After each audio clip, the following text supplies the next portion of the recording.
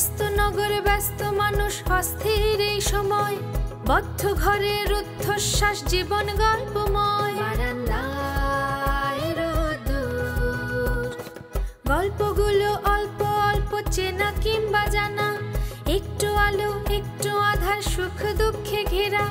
দুঃখের গল্প ভেসে ভেসে যাক নানের উদ্দেশ্যে, সুখের আলো ফুটে উঠুক এই নীল আকাশে। বারান্দায় রোদ্দুর, বারান্দায় রোদ্দুর, বারান্দায় রোদ্দুর, বারান্দায় রোদ্দুর।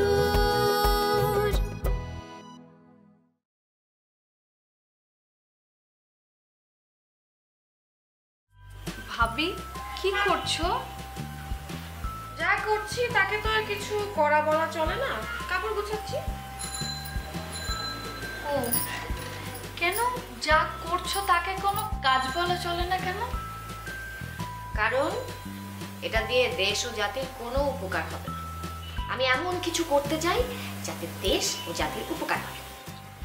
ভাবি আমি তোমাকে এমন একটা খবর বলবো যাতে করে তোমার মনে হবে এবার দেশ ও জাতির জন্য কিছু করবার সময় এসেছে। সত্যি? সত্যি। বল। বাসার ভিতরে কি হচ্ছে না হচ্ছে তুমি তো বোধহয় কোনো কিছুরই খোঁজ খবর রাখো না। ও, আর তুই হোস্টেলে বসে থেকে এবারে সব খোঁজ খবর রাখিস, তাই না? আরে বাবা, কথাটা শুনলে তুমি আকাশ থেকে পড়বে। আচ্ছা তাহলে বল না। বাবা যে বড় ভাইয়ার বিয়ে দিতে চায় সেটা তো তুমি জানো, রাইট? কি বলিস, তাই নাকি? আমি তো জানতামই না। ভাবি তুমি ঢং করো না, বড় ভাইয়া কিন্তু সত্যি সত্যি বিয়ের পায়তারা করছে। হ্যাঁ, সেটা তো মিথ্যে বিয়ে। তার মানে তুমি জানো? শোন অদিতি, এ বাড়িতে কোন পিঁপড়া কোন দিকে কোন উদ্দেশ্যে যাচ্ছে সে খবরও আমি রাখি, বুঝলি? ও, তুই কি এটা বলার জন্যই এসেছিলি অদিতি? তোর না কপালটাই ভালো না। আমি তো রেডি হচ্ছিলাম যে তোর কথা শুনে আমি আকাশ থেকে পড়বো। তুই কি জানতি আমি যে আকাশ থেকেও পড়তে পারি? কি? হ্যাঁ, অথচ তুই এমন একটা খবর নিয়ে আসলি, আমি তো আকাশ থেকে পড়তেই পারলাম না। তুমি কি জানো আমি আর বড় আপু রীতিমতো মেয়ে খোঁজা শুরু করে দিয়েছি? হ্যাঁ জানি তো। না, তোমার কাছে এসে কোনো লাভ হলো না। যাই।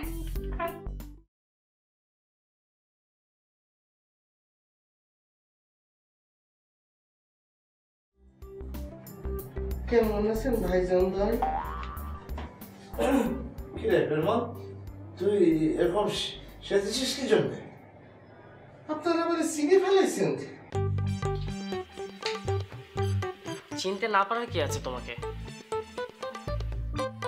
কাক পেখম লাগালে কি ময়ূর হয়ে যায় পেরমল? মানে ভাইজান ভাই, নিতান্তই যদি কোনো মেয়ে না পাওয়া যায়, ভাবলাম আমি না হয় মায়ের সাথে ভাইজানের বউ হতাম। এই, তোর কি ধারণা আমি এরকম একটা মোটা মেয়েকে বিয়ে করব? না না, বিয়া তো আপনি সত্যিকারের করতেছেন না। তারপরও ভাইয়ের সাথে মানাতে হবে তো পেরমল ভাই। ভাইজানের তো বয়সও হয়ে গেছে, মাথার চুলও তো কমে গেছে। এই আমার মতো বউ ছাড়া কি আর কোনো বউ পাবে না? একদম গুনে গুনে 42টা থাপড় খাবি পেরমল। ভাইজানের বয়স কি 42? নিমাই, নিমাই আমাকে শক্ত করে ধর, ছাড়বি না। কখন যে আমি এই বাজারে আওরাতকে থাপ্পড় মেরে বসি তা ঠিক নাই। পেরমল ভাই তুমি এক্ষুনি যে চেঞ্জ করে এসো, তোমাকে সত্যি খুব জঘন্য দেখাচ্ছে।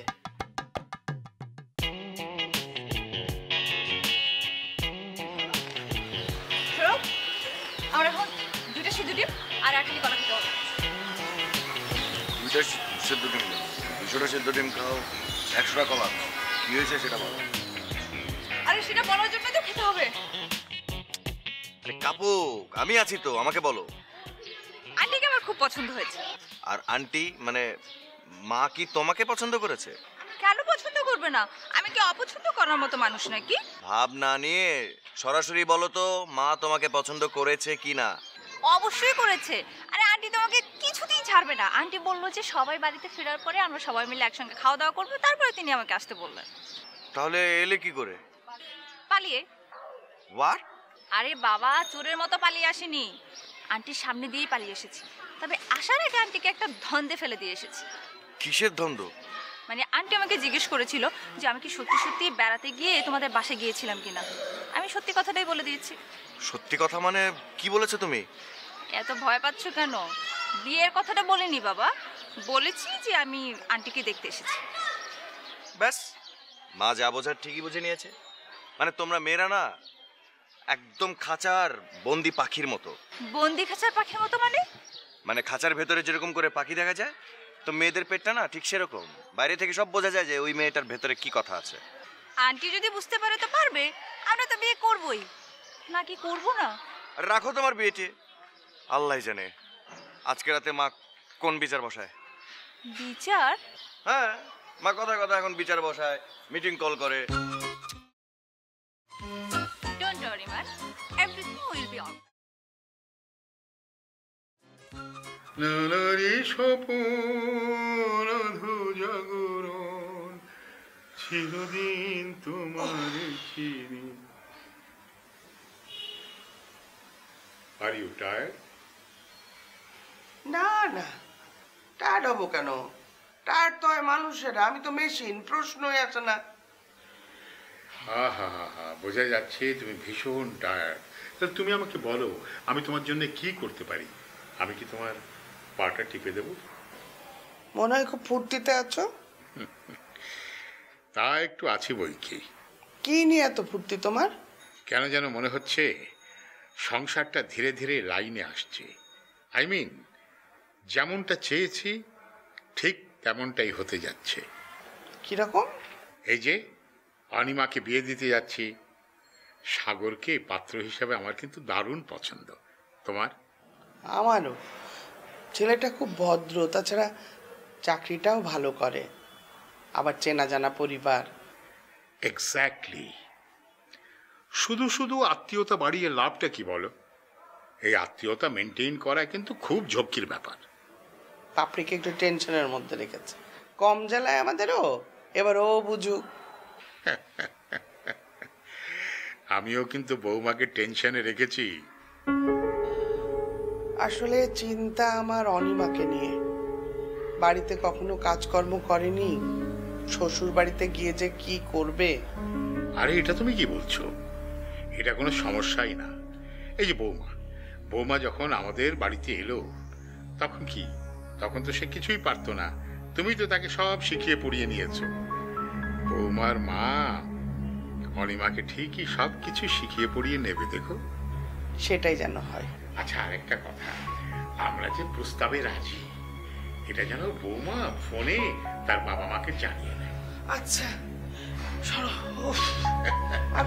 আরে এসো, আরে এসো, আরে এই যে এই না, এই না।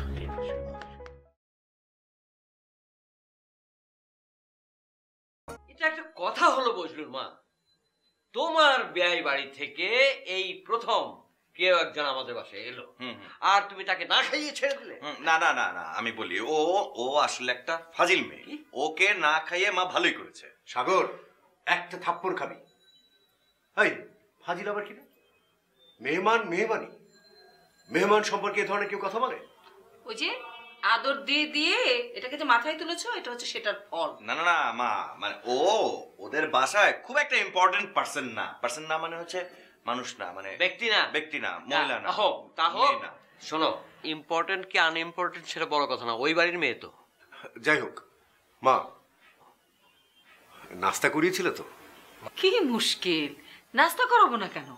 আরে ও হুট করে আসলেই বা কেন? আমাকে খুব দেখতে ইচ্ছে হয়েছিল তাই এসেছিল। ও তাই নাকি? তো তুমি বিশ্বাস করলে মা? এক মিনিট সাগর, তুই অনিমার ব্যাপারে এত নেগেটিভ হচ্ছিস কেন? আর তুই তো ও বাড়িতে বেশি যাসও না। না, ওই বাড়িতে যতবারই গিয়েছি তাতেই আমি তো বুঝে গেছি না। এই, তুই আর কোনো কথাই বলবি না, নিজের দিকে তাকা। কদিন ধরে বলেছি যে একটা মাজারের ঠিকানা আমাকে এনে দে, করেছিস কাজটা? আর এই যে আরেকজন সারা দিন কিন্তু পই পই করে ঘুরে আসলো, একটা মাজারের সন্ধান আনতে পারলো না। ওহো, এখানে অনিমার কথা হচ্ছে, মাজার ঢুকে গেল কেন? মাজার কেন ঢুকবে না? একটা পরের বাড়ির মেয়ে আমাকে দেখার জন্য কি সুন্দর সবাইকে লুকিয়ে আমার বাসায় চলে এসেছে, আর আমার বাড়ির লোকজন আমার কোনো কাজই করে দিচ্ছে না। আচ্ছা ঠিক আছে মা, এবার দায়িত্বটা আমি নিচ্ছি। না না না, তুই নিবি কেন? তোর আগে নিজের দায়িত্বটা শেষ কর, তারপর। আমার আবার কি দায়িত্ব? আরে বিয়ের ডেটটা কে ঠিক করবে শুনি? তোরা কেউ দেখছি দায়িত্বটা নিচ্ছিস না। ঠিক আছে, তোদের কাউকে নিতে হবে না, আমি বিয়ের ডেটটা ঠিক করে ফেলবো। বাহ, গুড, আমি রাজি।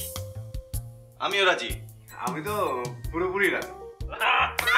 মানে কি? না, তোর আর সাগর ভাইয়ার প্রেম কি করে হলো?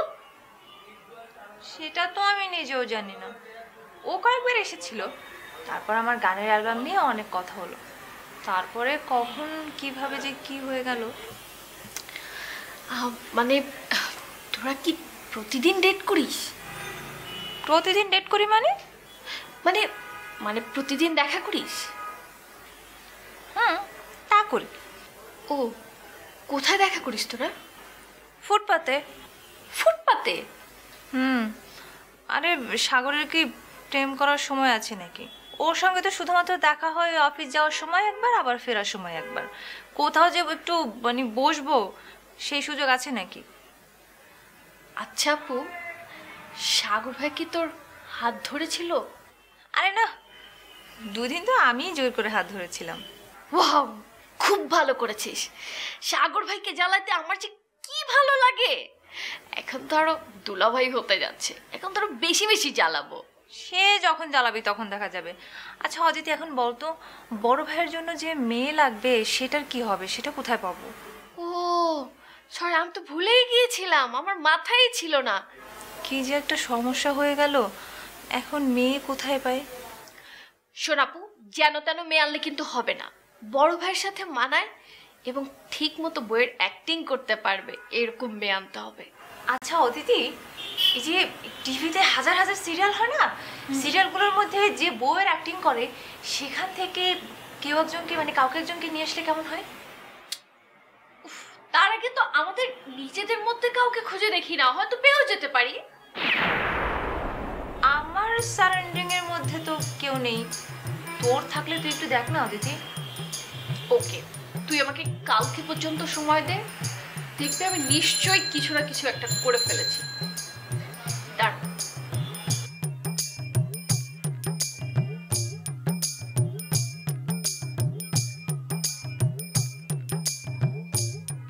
হ্যালো, হ্যাঁ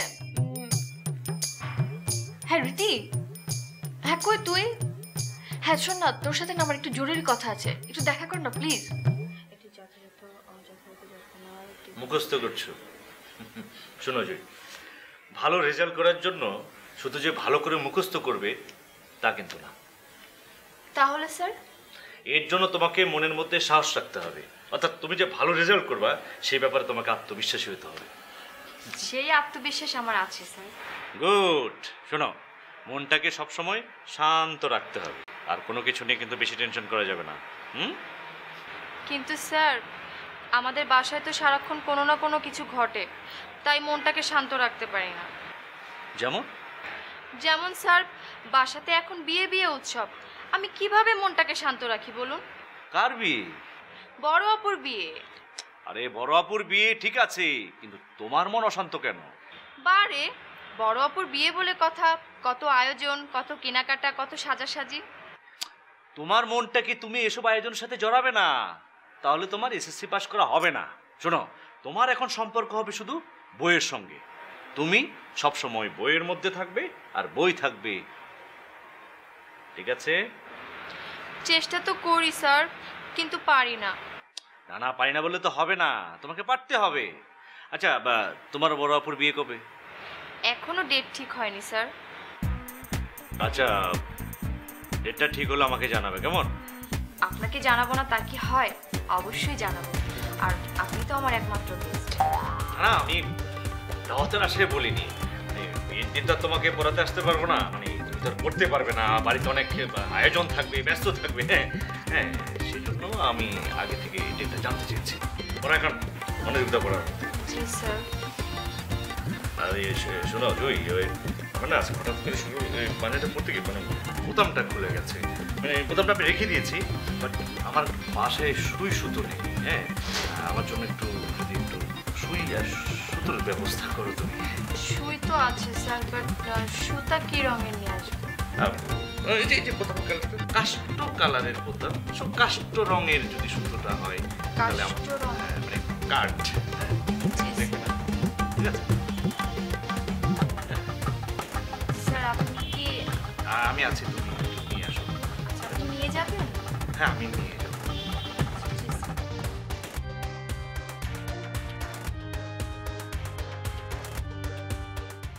কিছু বললো না।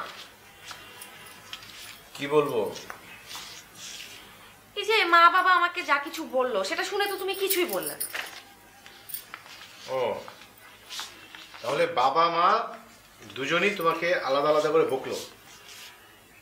না, বকা দিয়েছে সেটা বলাটা ঠিক হবে না, তবে হ্যাঁ আমাকে ঠান্ডা মাথায় বিষয়টা নিয়ে ভাবতে বলেছে।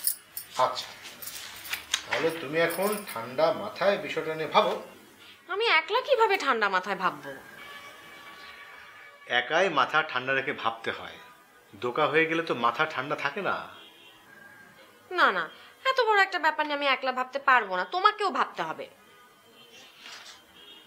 আচ্ছা ঠিক আছে, আমিও ভাবতে শুরু করলাম, কিন্তু তার আগে আমাকে একটু মন দিয়ে কাগজগুলো দেখতে হবে। এই কাগজগুলো ঠান্ডা মাথায় আমাকে দেখতে হবে। আচ্ছা, কালকে আমাদের পক্ষে রায় হবে? 95% শিওর। আমাদের নিজেদের বাড়ি ভাবতে আমার বুকটা একেবারে ভরে যাচ্ছে। দোয়া করো বাপরি। এটা তুমি কি বললে মিরাজ? আমি তো দোয়া করি, আমি সবার জন্য দোয়া করি, তুমি জানো। ধন্যবাদ। আমি সবার জন্য দোয়া করি।